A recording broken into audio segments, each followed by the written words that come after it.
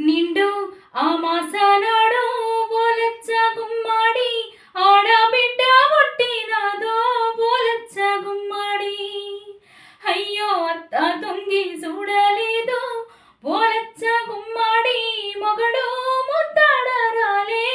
ఓలచ్చ గుమ్మాడి బట్టాలల్లా చుట్టుకొని